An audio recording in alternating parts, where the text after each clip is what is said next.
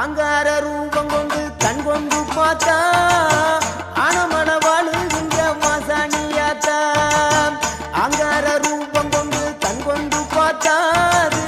ஆனமன வாழுகின்ற மாசாணியாத்தா பொன்மாறி பொழிபவளே பொள்ளாச்சி மாரியம்மா